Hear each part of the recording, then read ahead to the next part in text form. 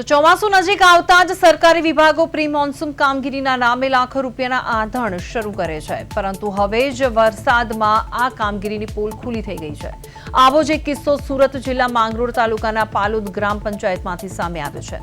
પાલોદમાંથી પસાર થતા state highway 65ની બંને બાજુ વરસાદી પાણીના નિકાલ માટે ગટરો બનાવવામાં આવી, પરંતુ આજે આ ગટરો પ્રદૂષણ અને ગંદકીનું કેન્દ્ર બની ગઈ છે। જીઆઈડીસીના ઉદ્યોગો દ્વારા આ ગટરોમાં ખુલ્લેઆમ કેમિકલ યુક્ત પાણી છોડવામાં આવે છે, તો બીજી તરફ લારી ગલ્લા અને શાકભાજી માર્કેટોનો કચરો પણ બિંદાસ આ ગટરોમાં ઠલવાય છે।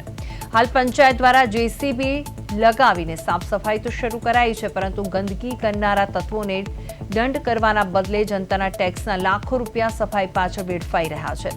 ગટરો એટલી હદે બ્લોક છે કે આગામી ચોમાસામાં કિમ 4 રસ્તાથી અંકુર શોપિંગ સેન્ટર સુધીનો સ્ટેટ હાઈવે ફરી ઘૂંટણસમા પાણીમાં ગરકાવ થાય તેવી પૂરેપૂરી શક્યતા છે।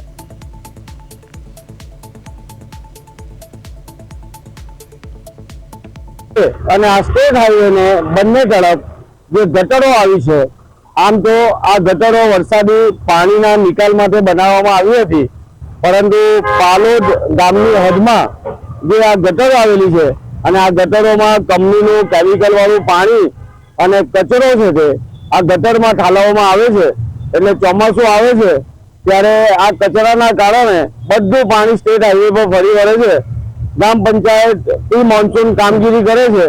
આપ જે દ્રશ્ય જોઈ રહ્યા છો, જે પાલોદ ગ્રામ પંચાયત દ્વારા આ પ્રી મોન્સૂન કામગીરી ચાલી રહી છે, પરંતુ જે રીતના જે દ્રશ્ય છે જે આપ જોઈ રહ્યા છો, જે ગટરો જે સાફ કરીને જે કચરો રોડ પર રાખવામાં આવ્યો હતો તે હાલ હવે ટ્રેક્ટરો દ્વારા ભરવામાં આવે છે। આ દ્રશ્ય આપ જે જોઈ રહ્યા છો, આ ગટર છે તે બ્લોક થઈ ગઈ છે અને હવે જે પંચાયત જે ગ્રામ પંચાયતની હદ લાગતી હોય તે ગ્રામ પંચાયત પોતાની હદમાં પ્રી મોન્સૂન કામગીરી કરતી હોય છે।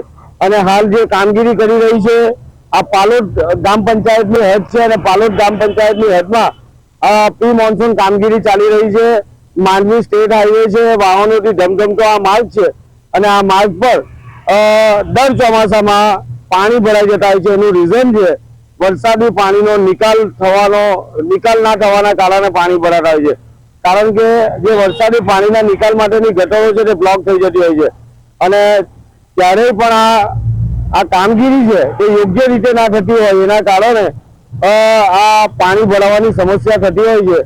હાલ જે રીતે પ્રી મોન્સૂન કામગીરી ચાલી રહી છે, પણ ગટરની સ્થિતિ તમે જે રીતે જોવો છો કે આટલો બધો કચરો ટ્રેક્ટરોમાં ભરીને કાઢવા પછી પણ ગટરની સ્થિતિ તેવી ને તેવી છે અને ગટરોમાં અતિશય ગંદકીના કારણે ગટરો બ્લોક થઈ જાય છે અને એના કારણે જ વાહન ચાલકોએ ચોમાસામાં વરસાદી પાણીનો ભોગ બનવું પડે છે અને રોડ પર એટલી હદે પાણી ભરાઈ જાય છે કે સ્ટેટ હાઈવે પર વાહનો બંધ કરવા પડતા હોય છે। દર ચોમાસામાં આ પરિસ્થિતિનું નિર્માણ થતું હોય છે, ત્યારે આ વર્ષે પણ આ વરસાદી પાણી આ રોડ પર ના ભરાય તો નવાય નહીં। કિરણ સિંહ, પ્રદેશ 24 ગુજરાતી,